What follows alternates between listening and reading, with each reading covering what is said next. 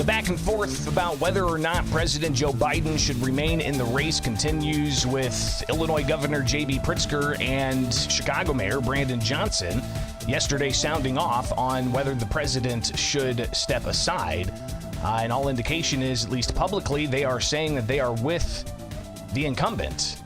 While you've got an off the side, but a hot mic moment that the governor had. We'll share some of that with you as well. Welcome in. It's Illinois in Focus Daily. I'm Greg Bishop. Thank you for being part of the program with America's Talking Network. Be sure to like, subscribe, and hit that notification bell. Yesterday, Governor J.B. Pritzker held a couple of events. One, in the afternoon, he was celebrating the Reimagine Illinois Public Safety Act, which allows for more state tax dollars to go to violence intervention programs. And they talked about, these dollars, and we'll actually do a separate segment on this with Illinois in Focus Daily. But then they went and took some questions from members of the media. And Chicago Mayor Brandon Johnson, he was asked not about the violence necessarily. We'll get to some of the response there. But in particular, he was asked about Biden and recent comments he made. Well, what I've said was we're with them, right? There's only one person in this country who has ever defeated Donald Trump. And what I also said was the type of investments that we're making in the city of Chicago, the investments around mental health support. As I've said to him, we reopened mental health clinics. We need more support. We're building affordable homes. I said I was going to do it, but we need more support to do it. And then I was very clear about our investment in youth employment and how that plays a part in providing safer communities. So that message came across, not just from me, but other places around the country. So Johnson, not necessarily, he said that he's for Biden, but saying that Biden can beat Trump, but then talking about violence prevention. Governor J.B. Pritzker then took to the microphone and fielded questions, and he took the moment to discuss fundraising efforts for Biden, stories of lunch fundraisers being canceled around the Chicago Democratic National Convention in August, but Pritzker went on the attack against Trump. Yeah, let's start with the fact that he would sign a ban on abortion that would affect everybody in the state of Illinois, not to mention the city of Chicago. He would also be bad for working families. He wants to put tariffs in place. You know what that'll do? Massive inflation. That's what Donald Trump is all about. And then, of course, when you put a convicted felon, a adjudicated rapist, a congenital liar in place, and someone who is seeking to take revenge on anybody that didn't support him, you know what that'll do to the city of Chicago. Governor, do you expect to be targeted by a Department of Justice or other city officials? I think Donald Trump will use every tool in the toolbox to go after people all across the country, and I'm talking about the people of the city of Chicago that didn't vote for him. And you know what? That's the biggest reason why he's going to lose. People understand that he's a vindictive, selfish, narcissistic person. So if you didn't catch the question there, the governor was asked if he's worried that if Trump gets into office, that Trump would use the DOJ to target the likes of Pritzker, for instance. But Pritzker also asked about fundraising efforts and the stories that are being reported of fundraisers around the DNC being canceled. Oh, I think everything's fluid right now, and I honestly think that the president's doing a fine job of raising money. You've seen all the money that they've raised online for the Biden-Harris campaign. I know of fundraisers that are ongoing, so any rumor that you may have heard about something like that, I think, is overblown. Again, the questions about fundraisers and the support for Biden, all of this coming up, including a letter yesterday that was reported out of the New York Times, an essay from George Clooney saying that Biden needs to step down, and even George Clooney name-dropping J.B. Pritzker and other governors that may be interested in stepping up. I think at the beginning, right after the debate, I thought it was very, very slow. I think now, more and more, he's been out there, he's talking to the public, he's talking to reporters. That's what we need him to do. And remember, he also went to the NATO summit, very important to represent the strength of the United States at the NATO summit, something, by the way, that Donald Trump wants to do away with, NATO. He wants us to withdraw, which frankly will just leave Europe open to Vladimir Putin and whatever he may want to do after he overtakes Ukraine when Donald Trump is president. That's why we have to defeat Donald Trump. So again, so some of the questions of how exactly you can turn these questions around to then focus on your opponents, and it's a masterclass of sorts, especially in this election cycle, on the spin and the pivots and all of that. So with Illinois in Focus Daily, of course, we've been tracking this, and we'll continue to track it all the way throughout the nomination process. But yesterday also, it was reported that Pritzker, around a hot mic, had shared some of his thoughts on the state of the presidential race. Here's Marianne Ahern, a reporter for NBC out of Chicago, on X, posting this hot mic moment of the governor talking with somebody. I mean, we're just going to keep fighting. I don't know what to say. I gotta do what we have to do. I don't like where we are, but I need you to get him some new glasses. I don't like where we are, he says, in response to where we're at with the presidential race, according to further reporting on those comments. So that's a little bit of an update here as to where we're at in the status of this particular presidential election and the leaders in Illinois, Democrat-dominated states, and we'll obviously be bringing you more of that as we do on-the-ground reporting at not just the Republican National Convention next week, but also the Democratic National Convention in Chicago in August. It is Illinois in Focus Daily. Like, subscribe, hit that notification bell. Join us each and every weekday morning for updates on what you need to know here in the land of Lincoln.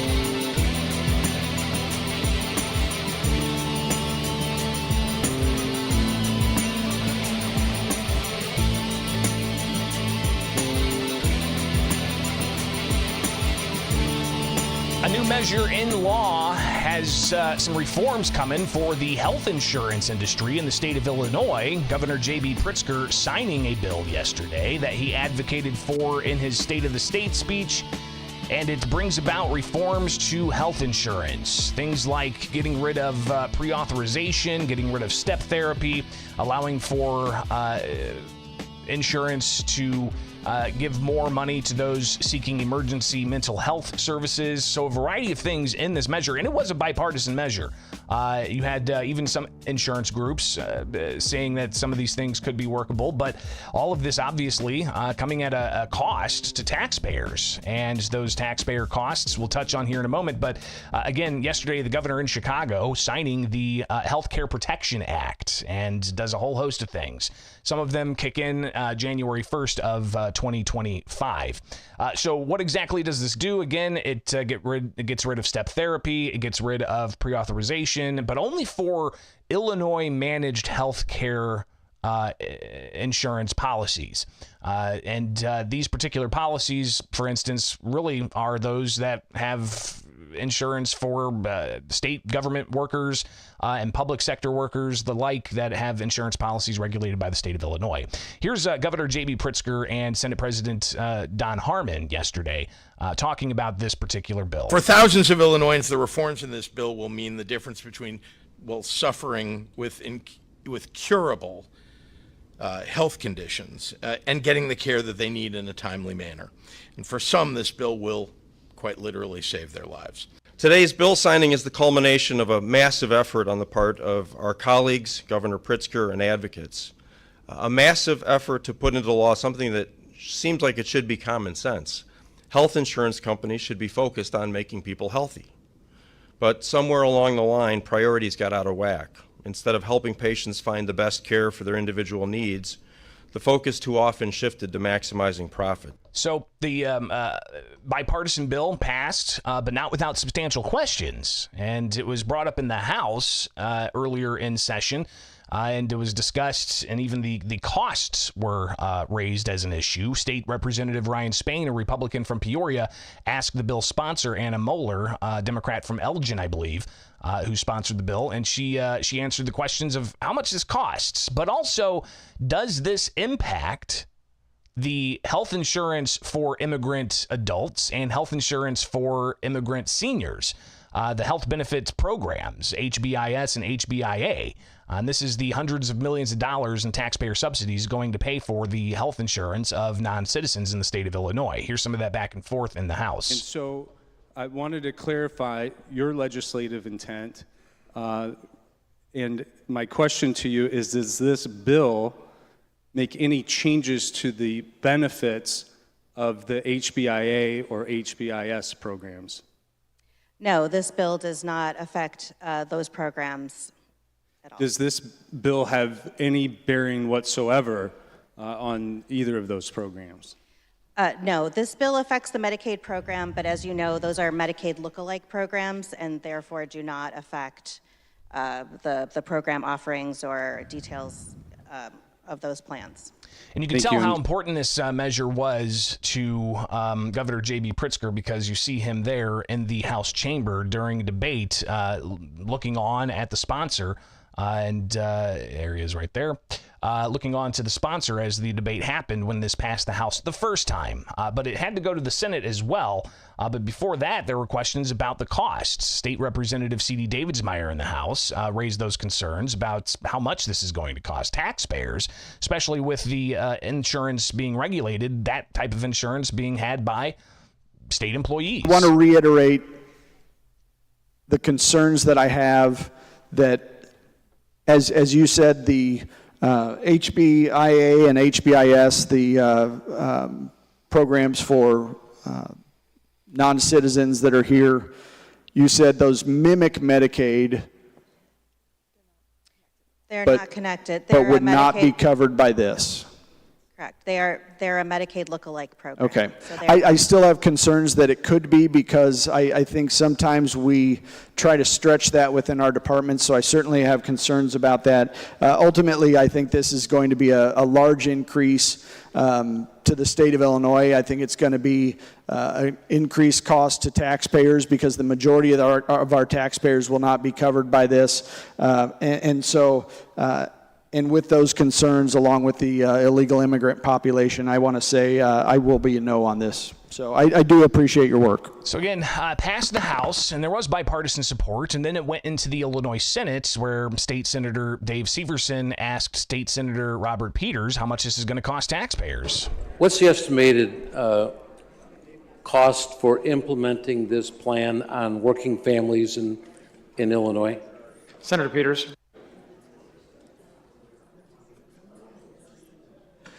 The estimation from the governor's office is 50 to 60 million. Senator Severson. Okay.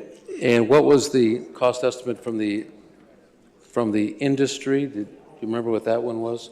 Senator Peters. We did not get a cost estimate from the industry. I would like to add that the industry has removed their opposition from this bill. I would just like that to be noted in the record.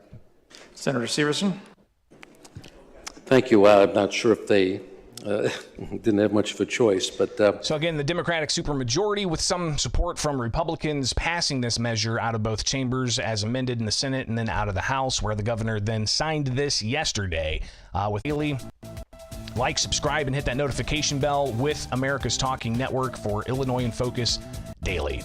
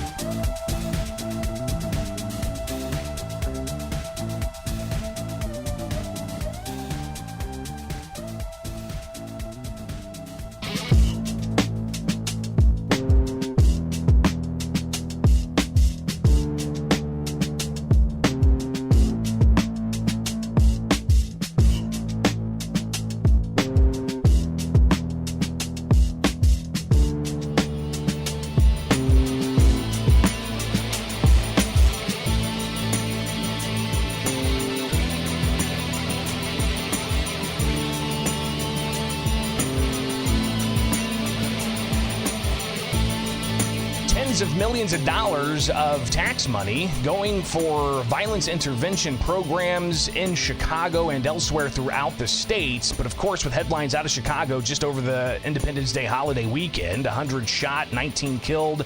That on top of the Father's Day violence, and we have yet to even get through the bulk part of summer. There's a lot of concern about increased violence. But how are your tax dollars being used?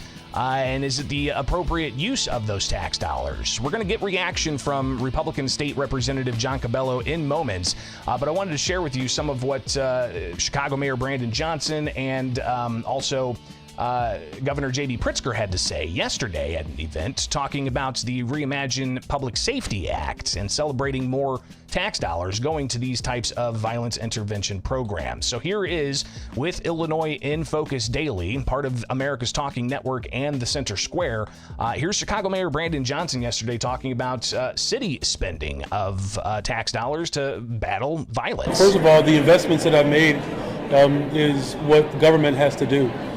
We put $100 million specifically around violence prevention, but this also includes making sure that we're hiring more detectives. We're doing that. But the philanthropic community, business community stepping up to add more support to this work is critical.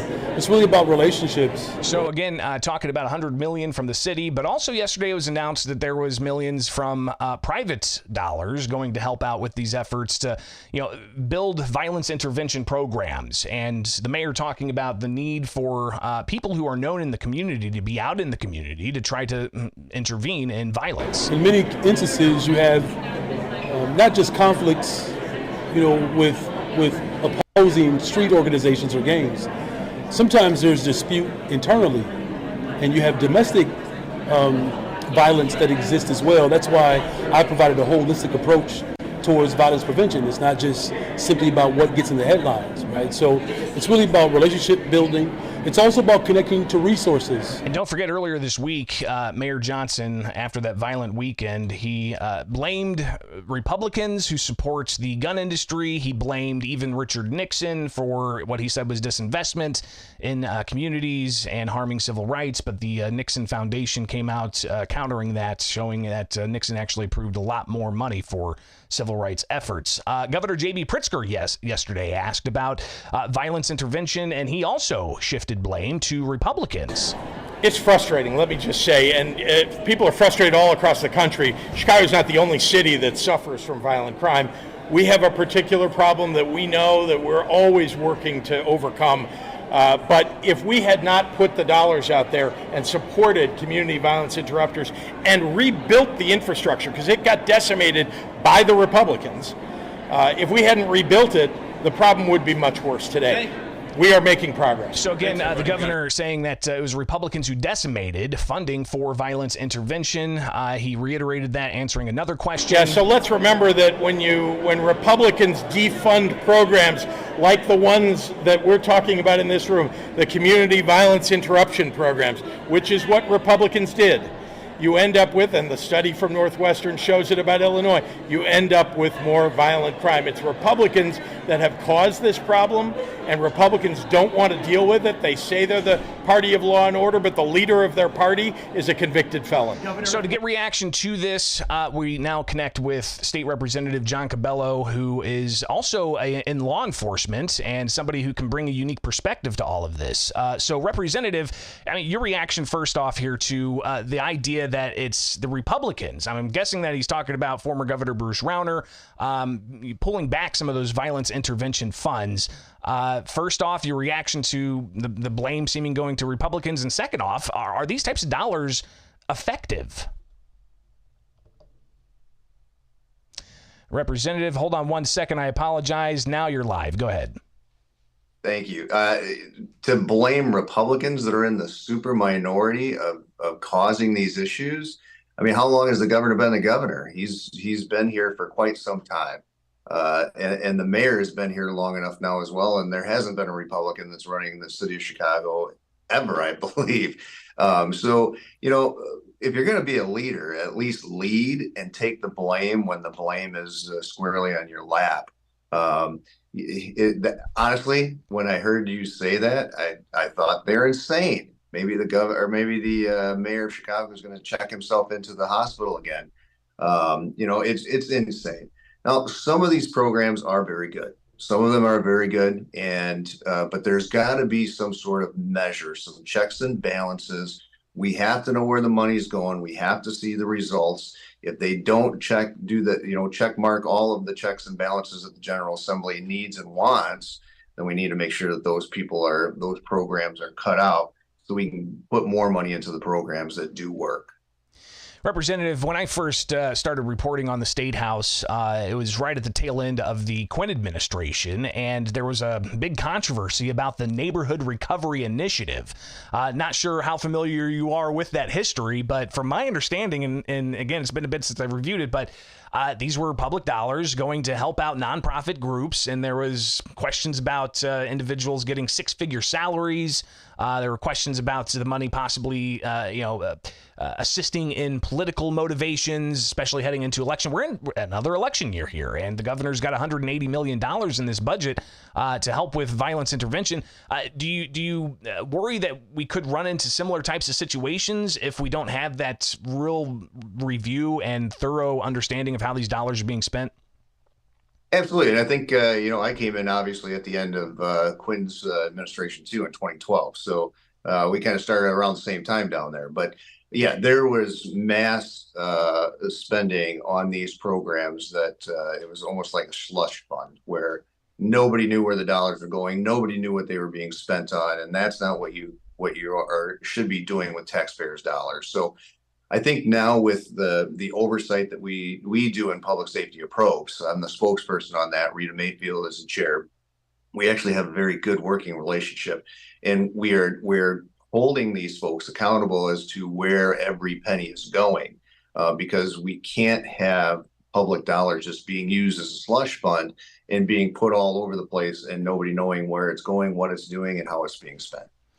Representative John Cabello with us here. It's Illinois in Focus Daily with America's Talking Network and the Center Square. And Representative, you're in law enforcement. Your thoughts on Superintendent Larry Snelling saying, hey, we need to prosecute these people, get them off the streets. Is that being done? And do you foresee that possibly changing with the switch over in state's attorney in Cook County? So I agree with him wholeheartedly. And if we're gonna have the governor and we're gonna have the mayor of Chicago blaming the Republicans, then I'm going to lie the blame exactly where it lands for the crime problem that we have right now on J.B. Pritzker. He's unleashed 64 murderers early from prison. He signed the Safety Act, which decimated law enforcement, which has pulled law enforcement back because they're afraid to do the job that they're supposed to be doing, because if they make one mistake, they may lose their job. They may even end up in prison. It's just what they have done to law enforcement is crazy. It doesn't really protect anybody. In fact, I think it makes people unsafe. So it shouldn't be called the Safety Act because it doesn't save anybody. I'm looking forward to a new Cook County State's Attorney because the one that's there is absolutely horrible. I've had her in some of the committees that I sit on, and she's a defense attorney. She's not a prosecuting attorney. She is more of a defense attorney trying to make sure that everybody's going free compared to prosecuting the people that need to be prosecuted. So I look forward to her exit and hope that the new state's attorney that's going to be elected will actually do their job and put people that deserve to be in prison, that deserve to be charged, because what we're doing now is we're putting the good folks of the state of Illinois in jeopardy by not putting people in jail. Now, everybody doesn't need to be in jail, but there are some really bad people in the state of Illinois. And we must prosecute the people that are committing the violent crimes, that are committing the forcible felonies, that are committing bank robberies, and so on and so forth. And not just saying, oh, you had a bad day today, we'll let you out today. State Representative John Cabello, greatly appreciate you taking the time. I do have to take a break here. Can I keep you over for like 5 more minutes just to talk some politics? Only for you. Awesome. All right. Appreciate that. It is Illinois in Focus Daily. I'm Greg Bishop. Thanks for being with us. Be sure to like, subscribe, hit that notification bell each and every weekday morning here with updates on how you can start your day knowing what to know here with the Land of Lincoln. Illinois in Focus Daily with America's Talking Network.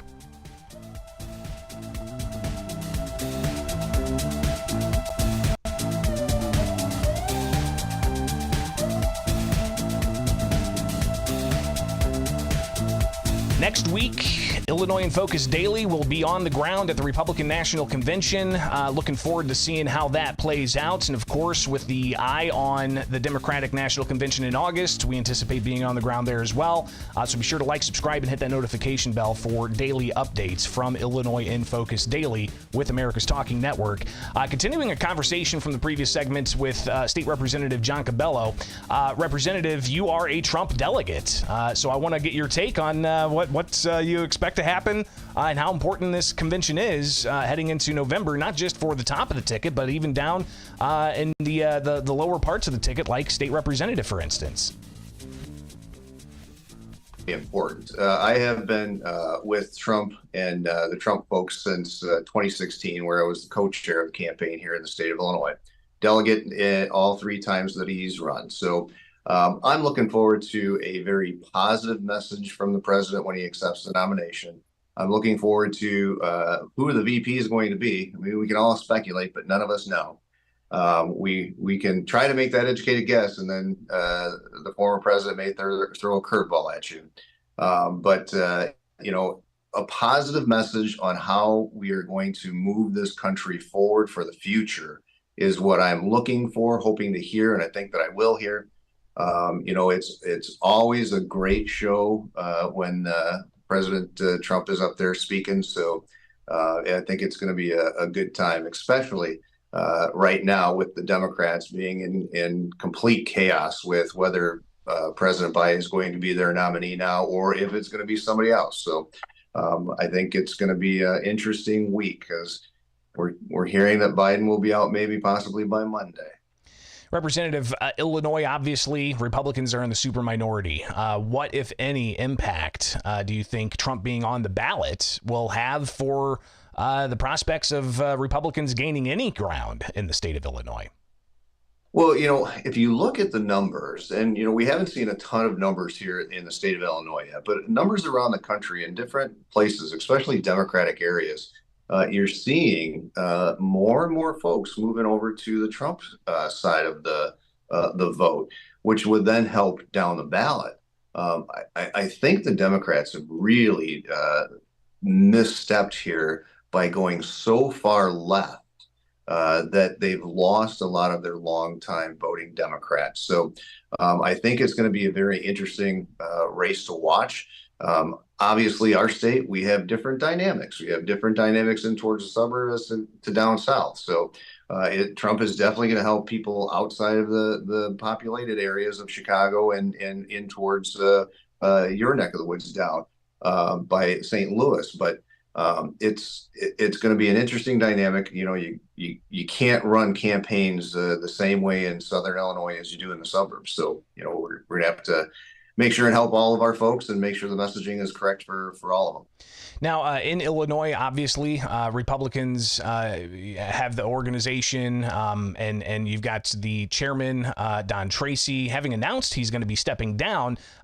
Do you intend to seek that position on an interim basis or on a permanent basis? Can you address some of the speculation out there?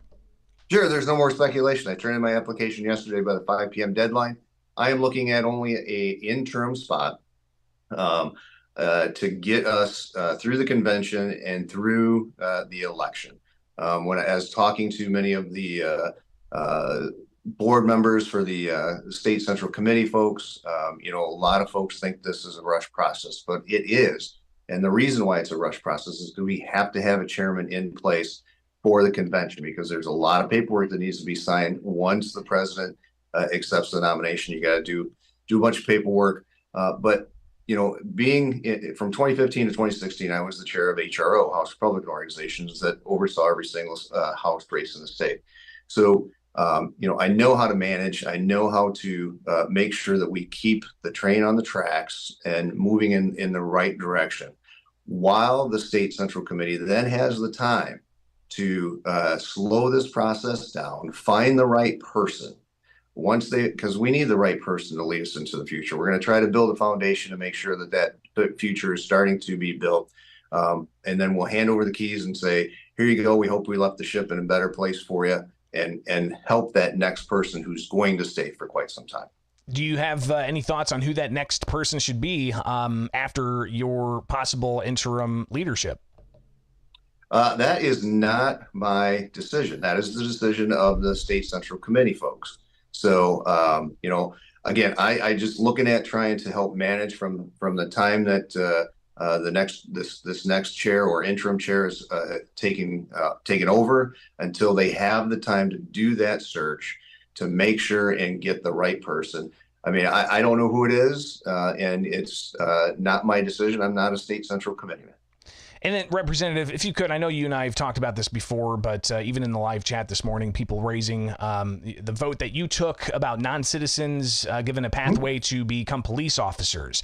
You and I have talked about this in the past, and people can find that article at thecentersquare.com. But I guess just talk about that, because after that vote, was that 2 years ago? I can't even remember when that was. Yeah, it's been a long time. You did find impacting this particular issue, but that hasn't advanced. Talk about that a bit. Yeah, so the bill does not allow any illegals or non-citizens to be police officers. What we did is we codified federal law. Federal law, there's an ATF law that states that no non-citizen or illegal can possess a weapon, which means a law enforcement officer, you have a weapon, you're possessing it. You can't do it until federal law changes. Federal law isn't going to change. I don't see this coming up in my lifetime. So what I think we did is a very good thing by codifying that federal law into the bill. And even the bill sponsor said, well, now this bill is strictly symbolic. So as far as I know, there is no illegal or non-citizen that's a police officer in the state of Illinois today. We have some pretty liberal cities. I'm sure we would have had some if that's what could really happen. Representative John Cabello, greatly appreciate you taking the time. We will see you next week on the ground in Milwaukee. So let's connect there, and we'll have more conversations, all right? Look forward to it. Thanks so much. All right, it is Illinois in Focus Daily. Thanks again to State Representative John Cabello for sticking around for 2 segments. So be sure, if you missed the other one, go check that out. It is Illinois in Focus Daily here with the Center Square and America's Talking Network. Like, subscribe, hit that notification bell, and we'll see you here tomorrow live with America's Talking Network.